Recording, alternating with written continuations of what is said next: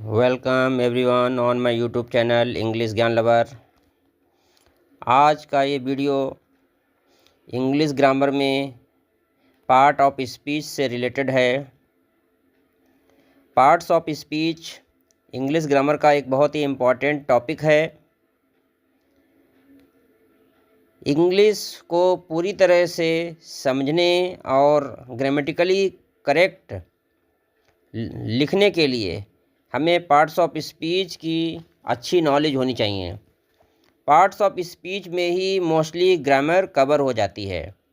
तो अगर हमें पार्ट्स ऑफ स्पीच पर अच्छा कमांड है, सारे रूल्स मालूम हैं, तो इंग्लिश ग्रामर लगभग हमारी कंप्लीट हो जाती है। तो चलिए स्टार्ट करते हैं पार्ट्स ऑफ स्पीच के बारे में। क्या होता है, what is parts of speech? Noun.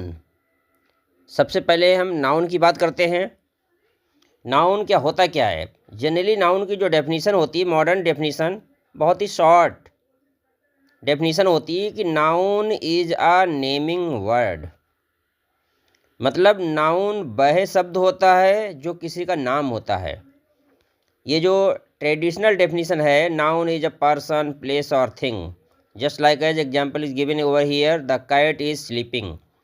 बिल्ली सो रही है। तो ये बहुत पुराने समय से हम पढ़ते चले आ रहे हैं। ये नाउन की डिफिनीशन की पर्सन, प्लेस या थिंग को कहते हैं। लेकिन शॉर्ट में अगर हम बात करें मॉडर्न डिफिनीशन के बारे में, तो केवल इतना मुझे याद रखना है कि noun is a naming word. कोई भी चीज़ जिसका अपना एक नाम है वो नाउन होता है। जैसे यहाँ पर एग्जाम्पल है, द कैट इज स्लीपिंग। तो कैट क्या है? कैट एक जानवर है, एक नाम है बिल्ली का। तो यहाँ पर बिल्ली जो है नाउन है। Next part of speech is pronoun. Pronoun क्या होता है? A word that takes the place of a noun, it is called outside. देखिए, प्रोनाउन वह शब्द होता है जो नाउन को रिप्लेस करता है। मतलब जो नाउन की जगह पे जो वर्ड आता है, तो ग्रामेटिकली जो है ग्रामर में उसे प्रोनाउन के नाम से या हिंदी में सर्वनाम कहते हैं। A word that takes the place of a noun, वह शब्द जो नाउन की जगह लेता है या नाउन को रिप्लेस करता है, उसे हम प्रोनाउन कहते हैं। For example, it is cold outside. यहाँ पर जो इट है, इट प्रोनाउन है। तो प्रोनाउन कई तरीके से हो सकते हैं। जो पर्सनल प्रोनाउन होते हैं वो I, we, you, me, my, your, they, he, his, her, ये सब क्या होते हैं? प्रोनाउन होते हैं। जनरली ये नाउन की जगह पर आते हैं। जैसे मैं कहूँ कि आई सॉ अ बॉय, मैंने एक लड़का देखा। फिर मैं क्या क्या कह रहा हूँ? लड़के के लिए कह रहा हूँ कि वह जो था बहुत ही एक्टिव था। तो ही वॉज वेरी एक्टिव। तो यहाँ पर जो ही आया, किसके लिए आया? लड़के के लिए आया है। तो इसीलिए हम इसे कहते हैं ही जो है वो क्या है? प्रोनाउन है। Next part of speech is verb. अब वर्ब के बारे में बात करते हैं। वर्ब को हिंदी में कहते हैं क्रिया। तो क्या होती क्रिया? क्रिया के बारे में जानते हैं। An action or state of being.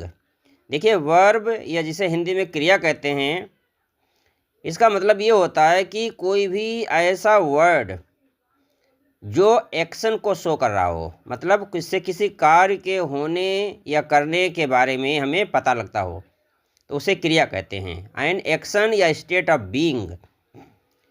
Just like as example is here, she sings beautifully. तो यहाँ पर जो सिंग एक वर्ड है, सिंग मीन्स क्या है? गाती है। वह बहुत ही सुंदर ढंग से गाती है। तो सिंग यहाँ पर क्या है? सिंग यहाँ पर एक वर्ब की तरह है, वर्ब का काम कर रहा है, क्योंकि यहाँ पर सिंग से एक काम हो रहा है, एक्शन हो रहा है कि वो गाती है। तो सिंग यहाँ पर वर्ब की तरह है।